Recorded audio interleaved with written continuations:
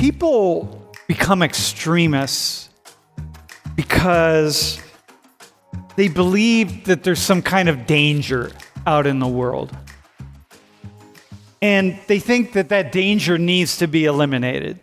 And they often think that they're the ones to do the elimination of that danger. So who are the extremists, David, in Northern Ireland? And what do they believe? Can I offer a personal example? Yep. In Please. place of an identification of the extremist, paramilitant, and other organizations? My father's best friend is murdered in 1972 by a carpet salesman holding a rolled up carpet and knocking his door, and the man's daughter answers the door, and the man, my dad's best friend, comes up behind the carpet salesman, turns the carpet towards them, and shoots my dad's best friend dead through the body of his daughter, who survives, and subsequently joins the Ulster Defence Regiment to protect her country against Catholic nationalist terrorist groups trying to destroy her country and turn it into the Republic of Ireland. As a direct consequence of that, my school friend Alistair, who is 17 years old, signs up to the Ulster Volunteer Force, an extreme right-wing fundamentalist Protestant paramilitary organisation dedicated to protecting me and my community and maintaining Northern Ireland as part of the United Kingdom and resisting the Irish Republican Army's attempts to bring Northern Ireland into the Republic. He signs up to this prescribed paramilitary organisation and is given a reprisal target in response to the murder of my dad's best friend. The reprisal target young man works in a carpet factory in Lurgan in my hometown, and my friend Alistair shoots him in the head. He's arrested promptly by the police. He's too young to be charged, so they hold him until he's 18, and when he's 18 he goes to court and he serves a life sentence reduced to 18 years, released 4 or 5 years early under the terms of the Belfast Good Friday Agreement. The extremists in our conflict are our friends and our neighbours and the boys and the girls that we go to school with. Man, dude, I felt that. Yeah, I feel that. The extremists, and when I'm sitting here in this classroom, the extremists are in this room. They're all of us. Yes. They're all of us. And if I might add a postscript to the story, my school friend Alistair, who was 1 year older than me, there, but for the grace of God, go I. Upon release from prison, he has spent the rest of his adult life, up until this point in his early 60s, travelling the world, working with young men in violent street gangs and paramilitary groups, sharing his experience in a desperate attempt to impress upon them that violence doesn't work.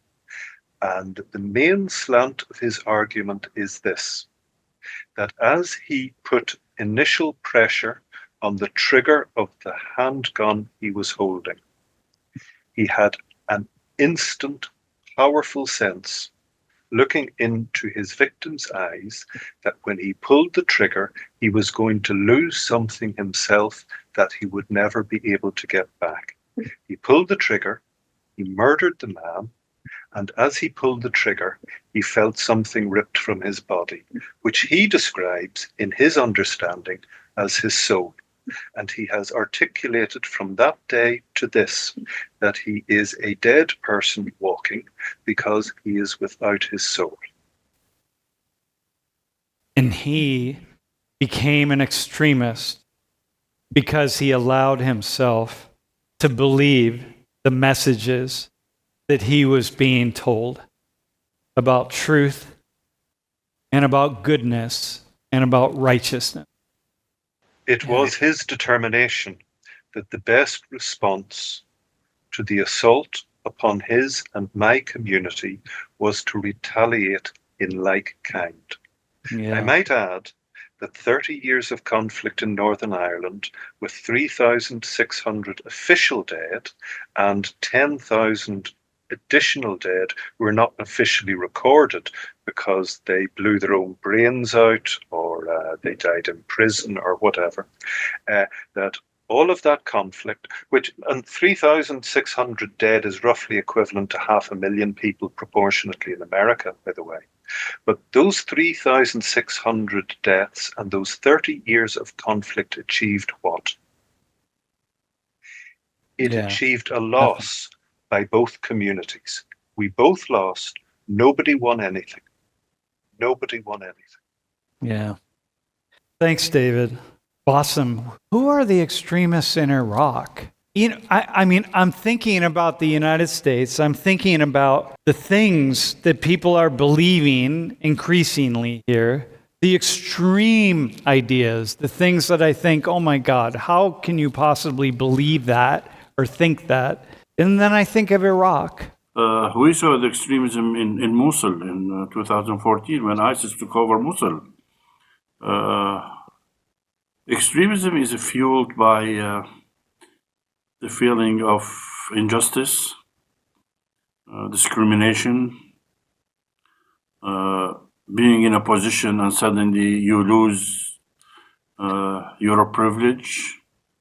So the extremism started in Iraq with religion, Islam, and then it went and it was fueled by the remnants of the Saddam regime from military officers, from security officers, and those who suddenly felt that their jobs were taken away from them, and suddenly they were in power, and the next day they were sent home without a job.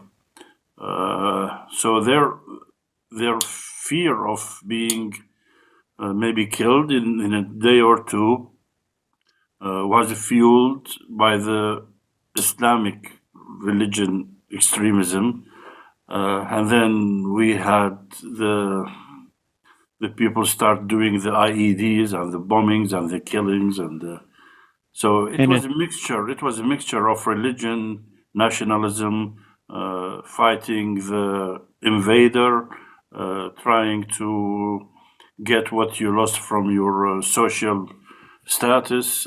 There's a mixture of factors. You mentioned Islam, and I think here it's Christianity and the extremism increasingly hearing. Hey, Bassem, I know we don't have a lot of time, but something tells me, just like David shared his personal story,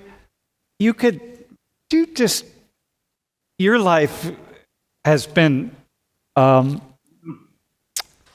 life was shattered in September of 2015 because of the invasion of Mosul by ISIS, when my house and my brother's house were bombed, and I lost my wife, my daughter, my brother, my nephew. I was injured. My life changed upside down and lost everything. Had to flee Iraq. I became an IDP. You never think this will happen to you, but it did. So extremism, I myself feel that I'm a victim of extremism.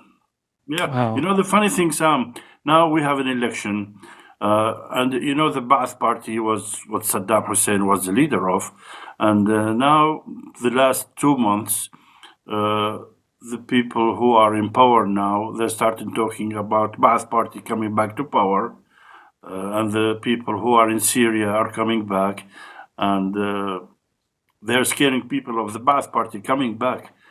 This is extremism played in a different way, not religion, but political extremism, scaring the people of the Ba'ath Party coming back into power, just to scare people. Yeah. In South Africa, I would say that one way that extremism comes about is through people gaining power and then exploiting it to the detriment of all around them.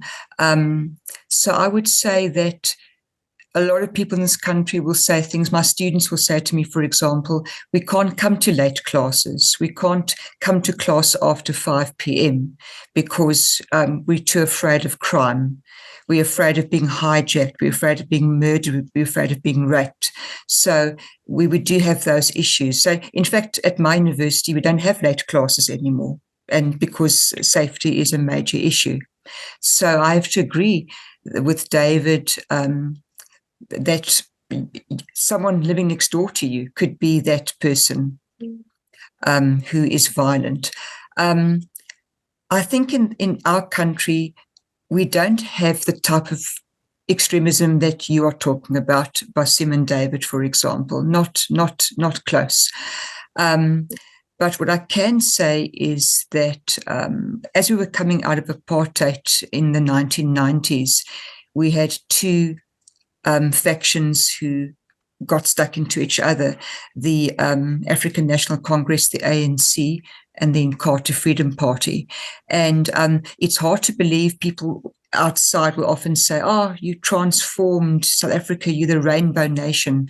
But actually, during that so-called transition from apartheid to democracy, about 20,000 people were murdered in skirmishes between the African National Congress and the Inkatha Freedom Party, with the African National Congress, for example, accusing the Inkatha Freedom Party of having dealings with the apartheid government, being spies, enablers, that kind of thing. So many people lost their lives. So we had the Truth and Reconciliation Commission to try to meet people halfway and to forgive, etc., etc. People were given a type of amnesty for coming out and revealing the apartheid atrocities that they caused. But what I find interesting is that those were extremists, those apartheid architects, but people in those two parts I've just mentioned never appeared before any kind of hearing or commission for their crimes against each other. So yeah, that's what I can say from my experience. To keep a war going for almost a century, you got to have a lot of you have to have a lot of extremists. We thinking about this conflict is like people in a daily basis is fighting against each other for no matter what, but there's always like a power structure behind who is taking advantage of that fight or that conflict or that war. And I will say, like, it is really hard to name those extremists in a conflict so difficult like the Colombian conflict, because it's made by different conflicts. And of course, if you are talking about armed conflict scenario, you can name certain groups that are part of there. And you can say that they are the extremists.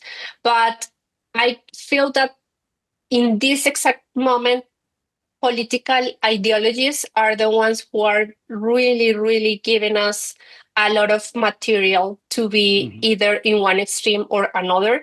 And you don't necessarily need to take a gun or an arm to be an extremist. You can be an extremist in your daily life with your friends, with your family, with the way you think. But what I've seen here in our society is like we were so used to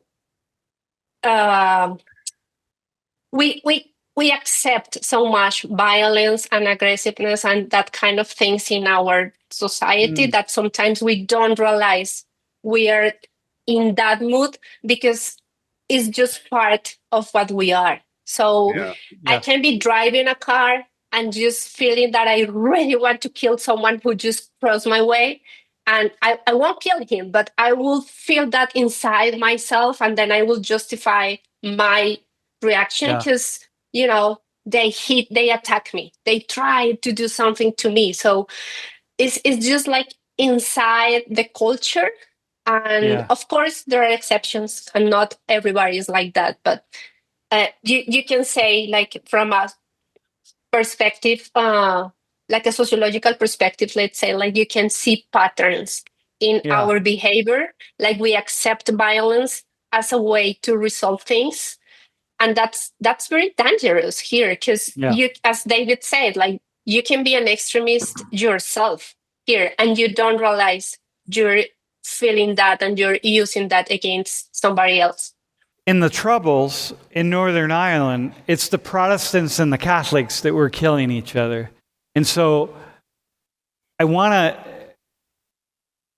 people here, we have this idea that, well, we couldn't do that. But for you, it's Protestants and Catholics that are killing each other. Can you, it just seems so easy to slide into that space.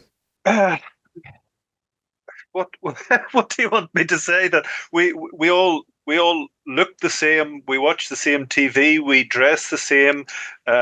We we have so many of the same aspirations, family structures, underpinning values, etc., etc., etc. And yet we fear, loathe, despise, resent each other, and we cannot live together meaningfully and effectively. All of that is true.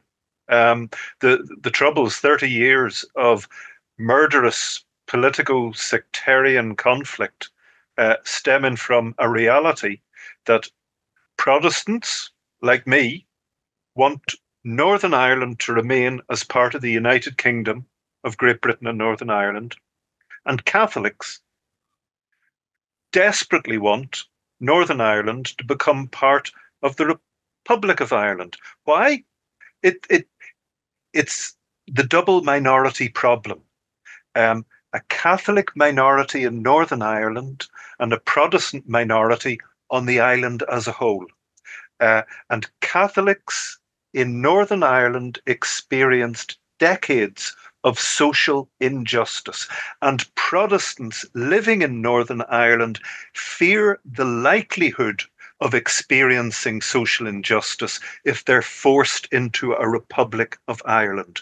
So there is a violent and murderous conflict between the two seemingly identical communities to secure their opposed cultural and political aspirations and to secure their opposed senses of belonging in the same tiny place. And again, I would add that those 30 years of murderous conflict were absolutely unsuccessful. We negotiated an agreement after 30 years that went a considerable way towards achieving what 30 years of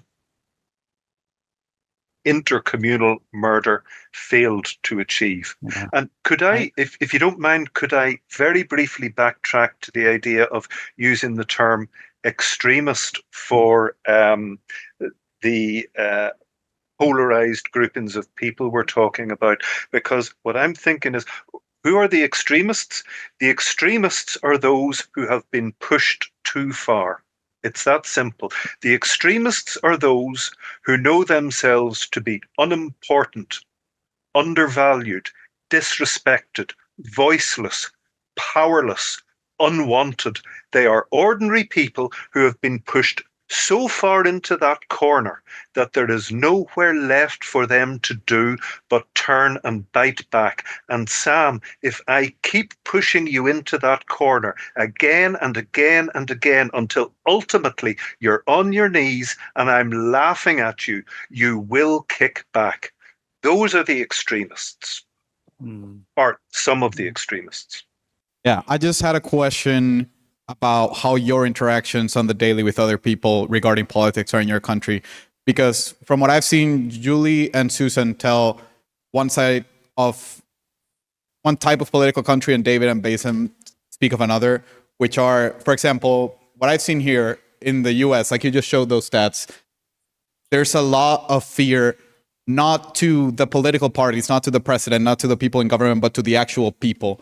and there's no separation between the politics and the people. So in here, the left thinks that the right is really trying to make all the like LGBTQ people kill themselves because they don't respect them, or they're trying to pack everyone with guns so everyone shoots each other, while the right thinks that the left is trying to manipulate all of their children and like take control of their society. So in here, mentioning your political party is kind of outing yourself as I am in this evil team, or I'm in this evil team and we do these evil things. So you can't have these conversations. While in Panama, where I'm from, is something more similar that I've seen, where people are afraid of the guy in the road that's going to steal your backpack, or the guy that's going to like get you and for women kidnap them late at night. So those people can't go in a group. So we just think, okay, there's bad people. But whenever we're talking about politics, even though our parties are very different, we separate that. And the worst insult I can give someone is, you're really dumb.